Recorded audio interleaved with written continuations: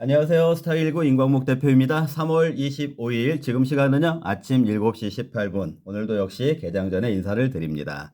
자, 개장 전에 인사를 드리는데 제가 저렇게 와인잔을 들고 있으니까 무슨 아침 시간하고 좀 어울리지 않는 것 같아 보이시죠?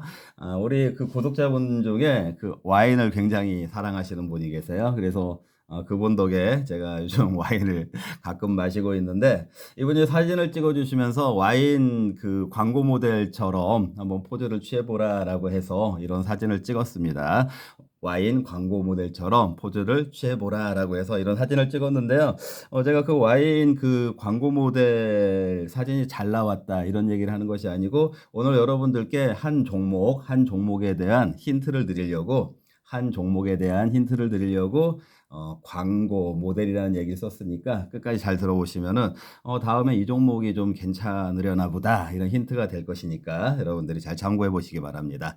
자, 오늘 그 네 가지 키워드를 가지고요. 오늘 지금 개장 전인데 어제 한국 증시 마감한 부분 그리고 좀 전에 한 1시간여 전에 미국 시장 마감한 부분까지 다시 업데이트 정리를 해 드리도록 하겠습니다. 어제 여러분들 그 슈퍼위크라는 말 많이 들어보셨죠? 어제 슈퍼위크. 이번 주가 슈퍼위크라는 용어를 지면이라든지 매체를 통해서 들어보신 분들이 많이 계실 거예요. 근데 사실 이제 그 슈퍼위크가 이번 주에 그 가장 많이 나오는 그런 어떤 섹션 쪽은 정치 쪽에서 많이 나오더라고요. 어제 우리 총리, 그 한덕수 총리가 그 헌법재판소 그 무리한 탄핵 폭거 속에서 드디어 또 9번째 9대 0으로 됐잖아요. 9대 0. 지금까지 그 야당 쪽에서 그 탄핵 제소를 해가지고 그 판결이 나온 그 상황 스코어를 봤을 때 다 9대 0. 그러니까 그게 역시 탄핵 폭거였다라는 거죠. 왜냐면은 한 사람도 헌법재판소에서 그 탄핵이 정당하다라고 그렇게 인용이 된 경우가 아직까지 하나도 없으니까 어제 역시 그 한덕수 총리 역시 대학이 아니고 대통령 대행에 대한 그 탄핵도 그 기각이 됐습니다. 기각이 됐고요. 이제 어제 그 중요하잖아요. 그 국무총리 탄핵에 대한 그 판결이 나오는 날이었으니까. 그리고 내일 또 이제 민주당의 이재명. 저는 이재명을 항상 이재명 대표라고 불렀었는데 이분이 이제 대통령한테 대통령이라고 부르지 않고 내란 수괴라고 부르기 때문에 저도 대표를 안 붙이고 이재명이라고 부르겠습니다. 근데 이분 내일 그 공직선거법 2심 판결이 있죠. 26일 날.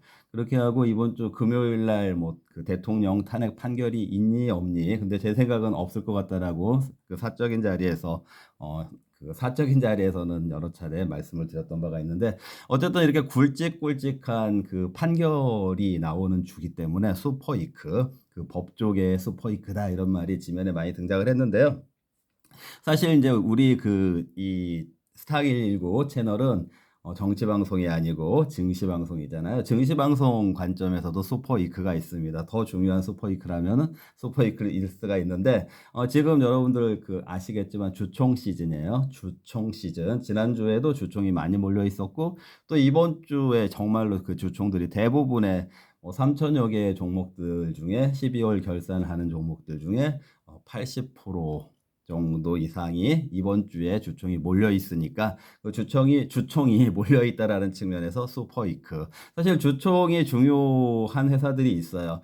주총에서 그동안에 좀 주가가 부진했다고 하더라도 그 주총을 계기로 해서 어떤 그 비전 선포 같은 거 아니면은 그 ESG 지속 가능에 대한 선포 같은 거 아니면 주주 환원에 대한 선포 같은 거 이런 것들이 의외로 좀 나오는 기업들이 있으니까 그런 차원에서 이 증시 슈퍼이크 주총이 몰려 있는 이 슈퍼이크를 잘 활용해 보시는 것도 하나의 방법이다. 이렇게 말씀을 드리겠습니다.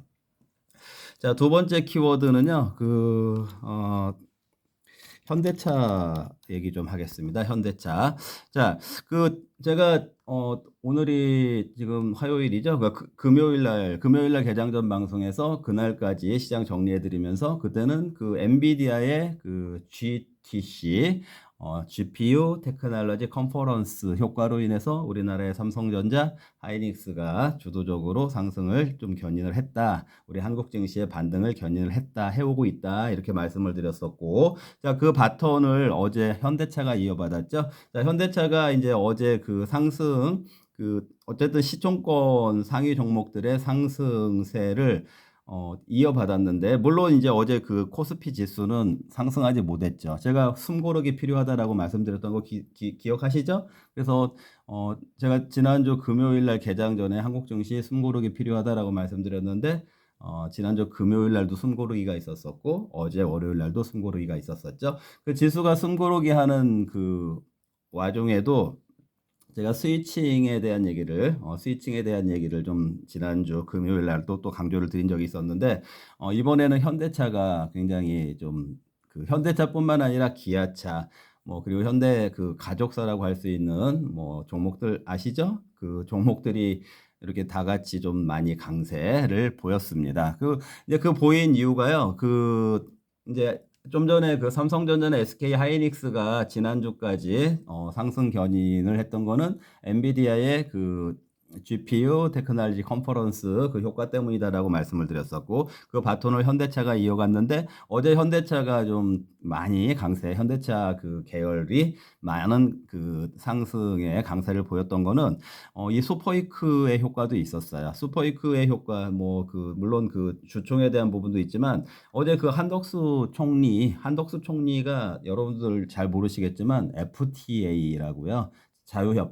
자유무역 협정 FTA 전문가잖아요. 그 노무현 정부 때 그 FTA를 주도했던 분이기 때문에 지금 현대차나 그 세계 증시가 조정을 받았던 빌미가 트럼프 관세. 자, 관세는 FTA하고의 어떤 상반되는 개념이죠. 그럼 이걸 어떤 그 트럼프가 관세 압박을 하던 중에 우리나라는 탄핵 이 국면 속에서 적절한 대응을 못했었고, 그 부분이 현대차가 수출을 많이 하는 자동차 쪽에 관세 영향으로 인해서 현대차가 짓눌려져 있었던 것도 사실인데, 어제 한덕수 총리가 FTA 전문가인데 다시 복귀하게 됐다. 이것도 하나의 이 슈퍼이크 하고 연관성 차원에서 현대차에게 굉장히 큰 호재가 됐을 거라고 생각을 하고요.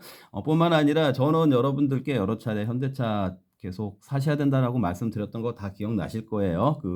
얼마나 좋은 기회냐. 너무 편하게 현대차는 매수를 해도 된다라고 계속 강조를 해드렸는데, 어쨌거나 제 얘기 들으신 분들은 어제 현대차가 21만 원대로 올라오면서 19만 원대 잡으신 분들은 솔솔한 수익이 가능하지 않았을까 이렇게 생각이 드는 부분이 있습니다. 자, 그런데 제가 그 현대차 아까 그 계열 하면은 모비스도 있고 현대위아도 있고 여러 가지 종목들이 있어요. 가족사들이요. 그런데 아까 제가 와인 광고 얘기했었었죠. 연결 지어서 생각해 보시면은 현대차 계열 중에 이번 그 반등에서 아직 반등 효과를 못 누린 종목이 있구나라고 보이는 종목이 있을 거예요. 그 종목 오늘 제가 아까 그 방송 오프닝에서 말씀드렸던 거하고 연관을 지어서 생각을 해보시면은 현대차 계열사 중에 이 종목을 한번 사봐도 된다라고 얘기를 하는구나. 이렇게 여러분들이 센스 있게 한번 확인을 해보시고, 그게 정말 맞는지 안 맞는지 궁금하신 분들은 그러니까 그 본인이 생각하시는 종목이 제가 지금 암시를 드리는 종목하고 일치하는지 일치하지 않는지 궁금하신 분들은 저에게 문자로 확인해 보세요. 010-6656-9502. 제 문자 다 아시죠? 010-6656-9502로 확인을 해보시면 더 정확하게 알려드리도록 하겠습니다. 자, 지금 그 삼성전자 하이닉스에서 이제 현대차까지 그 주가가 어느 정도 탄력을 보여주고 있는 상황. 그런데 제가 그 한국 증시의 코스피 같은 경우에 숨고르기가 필요한 이유를 지난주 금요일 날 말씀을 드렸었죠. 그게 이제 그 그 어제하고 지난주 금요일 날 이틀 동안 숨고르기가 나왔는데 그래도 많이 숨고르기가 안 나온 거는 아까 이제 현대차 같은 종목들이 상당히 급등세를 보여줬기 때문에 지수를 많이 방어를 해줬기 때문에 숨고르기이면서도 주가가 뭐 많이 조정을 받지는 않고 뭐 그 이번에 제가 일단 마디지수 코스피 2600은 2600을 일단 지지로 보자라고 말씀드렸는데 2600이 훼손되지 않는 그런 숨고르기가 나오고 있습니다. 자, 그럼에도 불구하고요. 그럼에도 불구하고 그 제가 미국 증시 얘기 다시 한번 말씀드릴게요. 자, 미국 증시가 올해는 어떻게 될 거라고 했죠?